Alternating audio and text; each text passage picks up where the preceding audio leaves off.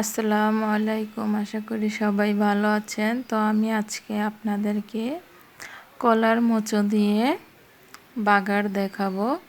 এই বাগারটা কিন্তু খুবই মজাদার। তো এখন আমি একটা কলার মোচো নিয়েছি বা থোড়। এই থোড়টা এখন আমি বেছে নিব। তো কিভাবে বেছে নিতে হয় আমি তাও আপনাদেরকে দেখিয়ে দিচ্ছি। তো দেখুন আমি কিভাবে বেছে নিচ্ছি। এই দুটো জিনিস কিন্তু ফেলে দিতে হয়। তো আরেকবার আমি আপনাদেরকে দেখিয়ে দিচ্ছি। আর আমার রেসিপিটা যদি ভালো লেগে থাকে অবশ্যই একটা লাইক করবেন। তো আমি এরকম করেই বেছে নিব।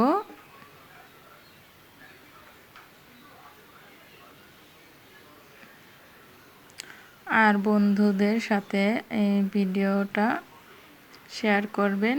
আর এখনও যারা আমার চ্যানেলে নতুন আছেন তারা সাবস্ক্রাইব করে রাখবেন।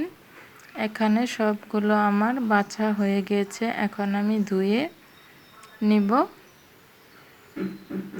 আর আমি পাতিলে পানি দিয়ে এটাকে সিদ্ধ করে নিব। দিয়ে দিয়েছি সিদ্ধ করার জন্য। আর পানিটাও কিন্তু বেশি দিয়েছি, দেখতেই পাচ্ছেন। এখন আমি ঢাকনা দিয়ে ঢেকে রেখে দিব। তো ঢাকনা দিয়ে ঢেকে দিলাম। এখন আমি একটু সিদ্ধ করে নিব। ঢাকনাটাকে তুলে নিলাম, একটু নাড়াচাড়া দিয়ে দিচ্ছি। তো আমার কিন্তু সিদ্ধ করাটা হয়ে গিয়েছে। এখন আমি নামিয়ে নিব। এখানে আমি একটা চালন নিয়েছি। এখন আমি এই পানিটা ঝরিয়ে নিচ্ছি। চালনে আমি ঝরান দিয়ে দিয়েছি। দেখুন এই থোড়টা কিন্তু ঠান্ডা হয়ে গিয়েছে। এখন আমি পাটায় বেটে নিব মিহিন করে। তো দেখুন আমি কিন্তু পাটাতে দিয়ে দিলাম, এখন বেটে নিচ্ছি। থোড়টা কিন্তু মিহিন করেই বাটতে হবে। তো দেখুন আমি কিন্তু বেটে নিয়েছি মিহিন করে। এখন আমি রান্না করাটা দেখাবো। এখানে আমি একটা কড়াই নিয়েছি। কড়াইটা কিন্তু আমার গরম হয়ে গিয়েছে। দিয়ে দিচ্ছি পরিমাণ মতো তেল। এখানে দিয়ে দিচ্ছি পেঁয়াজ কুচি। পেঁয়াজটাকে আমি অল্প ভেজে নিচ্ছি।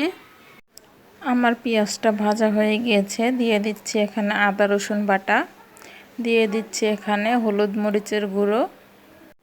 দিয়ে দিচ্ছি এখানে কাঁচামরিচ। দিয়ে দিচ্ছি এখানে অল্প একটু পানি। মশলাটা কষানোর জন্য অল্প একটু পানি দিয়েছি এখানে। দিয়ে দিচ্ছি স্বাদ মতো লবণ। লবণটার সাথে মশলাটাকে ভালো করে মিশিয়ে নিচ্ছি। এখানে দিয়ে দিচ্ছি একটা ডিম। আমার মশলাটা কিন্তু কষানো হয়ে গিয়েছে, তারপরেই ডিমটা দিয়ে দিয়েছি। একটু নাড়াচাড়া দিয়ে দিচ্ছি। কলার যে মোচোটা বাটা ছিল সেটা আমি দিয়ে দিলাম এখানে। এখন আমি মশলাটার সাথে ভালো করে মিশিয়ে নিব।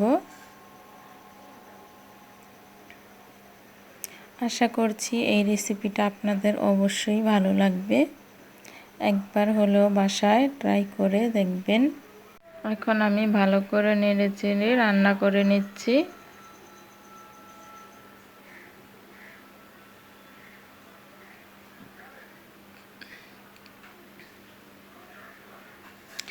এখন আমি ধনেপাতা কুচি দিয়ে দিলাম। এখন নেড়ে চেড়ে ভালো করে মিশিয়ে নিচ্ছি। আমার এই রেসিপিটা মাছ মাংসকেও হার মানাবে। আমার কিন্তু রান্নাটা হয়ে গিয়েছে, দেখতেই পাচ্ছেন। তো নামিয়ে নেব। তো দেখুন আমি বাটিতে নামিয়ে নিয়েছি।